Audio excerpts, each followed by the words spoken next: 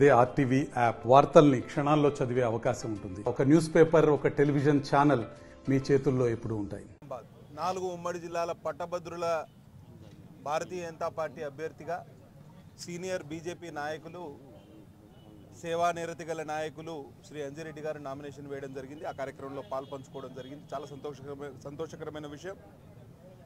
రాబోయే 2 వారాలు భారతీయ జనతా పార్టీ కార్యకర్తలకు, నాయకులకు అందరికీ ఒక పరీక్షా సమయం. తప్పకుండా భారతీయ జనతా పార్టీ అభ్యర్థిని గెలిపించడానికి శక్తివంచన లేకుండా కృషి చేస్తాం. ఇవాళ గొప్ప అవకాశం. సంవత్సర కాలం పాటులోనే కాంగ్రెస్ ప్రభుత్వం అన్ని రంగాల్లో విఫలమైంది. ఇవాళ పేపర్ మీరు చూడండి, కాంగ్రెస్ నాయకుడు మాట్లాడినా వాళ్ళు డిఫెన్సివ్లోనే మాట్లాడుతున్నారు. ఒకప్పుడు ముఖ్యమంత్రి గారు అఫెన్సివ్ క్యాండిడేట్గా పేరుండే, ఇవాళ అట్లా లేనేలేదు. ఆయన డిఫెన్స్ ఆడుతున్నాడు. అంటేనే వాళ్ళు వెనుకబడిపోయినారు, ప్రజల్లో వాళ్ళ మీద తీవ్రమైన అసంతృప్తి ఉన్నదనే విషయం తేటతెల్లమైంది. ఈ జిల్లాలో 13 మంది శాసనసభ సభ్యులుంటే వారు 11 మంది కాంగ్రెస్ పార్టీకి చెందినవారు. ఏం న్యాయం చేశారు? ఇవాళ మేము అసెంబ్లీలో ప్రతిపక్ష నాయకుడిగా ఉండి ఈ రాజీవ్ రహదారి గురించి అడిగినాం.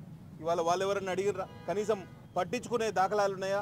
ఇవాళ హైదరాబాద్ నుంచి కరీంనగర్ రావాలంటే 3 గంటల సమయం పడుతుంది. ఆ బీఓటీ కాంట్రాక్టర్ కనీసం కాంపెన్సేషన్ ఇచ్చి ఆయన పక్కకు జరిపి జాతీయ రహదారిగా మార్చడానికి కూడా వీళ్ళు చర్యలు తీసుకుంటలేరు. పట్టభద్రులందరూ తీవ్రమైన అసంతృప్తితోటి ఉన్నారు, ప్రభుత్వ వ్యతిరేకతతోటి ఉన్నారు. తప్పకుండా మా అభ్యర్థికి ఓట్లేస్తారు, గెలిపిస్తారనే ఆశాభావం మాకున్నది. అట్లనే ఇవాళ సిపిఎస్ విషయంలో కానివ్వండి, కాంగ్రెస్ ప్రభుత్వం ఇచ్చిన మాట ఏది కూడా నిలబెట్టుకోలేదు. పట్టభద్రులకు వాళ్ళు ఇచ్చిన నిరుద్యోగ భృతి ఏదైతే విషయం ఉన్నదో నిరుద్యోగులకు, అది కూడా హామీ నిలబెట్టుకోలేదు. జాబ్ క్యాలెండర్ అని చెప్పి కాలయాపన చేస్తున్నారు. నిరుద్యోగులను నిండా ముంచారు. ఇవాళ ఉద్యోగస్తులను నిండా ముంచుతున్నారు. ఇవాళ కనీసం ఉద్యోగ విరమణ చేసిన ఉద్యోగులకు వారికి రిటైర్మెంట్ బెనిఫిట్లు లేక వాళ్ళు అపసోపాలు పడుతున్న పరిస్థితి. ఇవాళ చాలా దారుణమైన పరిస్థితి, ఎన్నడూ లేదు. వాళ్ళ రిటైర్మెంట్ బెనిఫిట్స్ కోసం కమిషన్ ఇవ్వాల్సిన పరిస్థితి ఫైనాన్స్ మినిస్ట్రీలో, ఫైనాన్స్ డిపార్ట్మెంట్లో. కాబట్టి ఈ విపరీతమైన ధోరణి ఎక్కడ గత 14-15 నెలలుగా కాంట్రిబ్యూటరీ పెన్షన్ స్కీమ్ కింద ఉన్న ఎంప్లాయీస్కు కనీసం కాంట్రిబ్యూషన్ ఇవ్వలేని పరిస్థితిలో ఈ రాష్ట్ర ప్రభుత్వం ఉందండి. వాళ్ళ వాటాగా కట్టాల్సిన డబ్బుల్ని కూడా అకౌంట్లో జమ చేయలేని పరిస్థితి.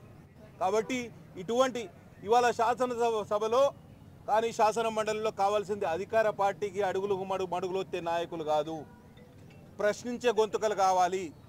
కాబట్టి మా అంజిరెడ్డి గారిని గెలిపించండి. తప్పకుండా మండలిలో భారతీయ జనతా పార్టీ ప్రతిపక్షం యొక్క గొంతుకై, ప్రజల గొంతుకై ఇవాళ మా ప్రజల ఆలోచనలకు అనుగుణంగా పనిచేస్తాం. వారి సాధక బాధకాలను శాసన మండలి ముందు పెట్టే అవకాశం మాకుంటుంది. ఇవాళ అధికార పార్టీ అన్ని విధాలుగా విఫలమైంది. వారికి మళ్ళీ ఇంకొక అవకాశం ఇస్తే వాళ్ళు ఇంకా దారి తప్పే అవకాశం ఉన్నది. కానీ వారికి దారి చూపించాలంటే, వారిని సరైన గాడిలో పెట్టాలంటే తప్పకుండా ప్రతిపక్షానికి, అందులో ప్రశ్నించే గొంతుకలకు, అందులో భారతీయ జనతా పార్టీకి మీరు అవకాశం ఇస్తే ప్రజా గొంతుకై వినిపించడానికి మేము సిద్ధంగా ఉన్నామని సందర్భంగా తెలియజేస్తూ పట్టభద్రులందరికీ వినమ్రంగా చేతులు జోడించి నమస్కరించి చెప్తున్నా, ఇది బ్రహ్మాండమైన అవకాశం. ప్రభుత్వం కళ్ళు తెరిపించడానికి ఇదొక సావకాశం. ఈ అవకాశాన్ని మనం వదులుకోవద్దు. తప్పకుండా మన శక్తియుక్తులను అందరినీ కూడగట్టి భారతీయ జనతా పార్టీ అభ్యర్థిని గెలిపించడానికి కృషి చేస్తామని మీకు అందరికీ తెలియజేస్తూ చూసుకుంటున్నా. బోలో భారత్ మాతాకి జై. మరిన్ని వీడియోస్ కోసం ఛానల్ ని సబ్స్క్రైబ్ చేయండి, లేటెస్ట్ అప్డేట్స్ కోసం వాట్సాప్ ఛానల్ ని ఫాలో చేయండి, అండ్ లింక్ డిస్క్రిప్షన్ లో ఉంది.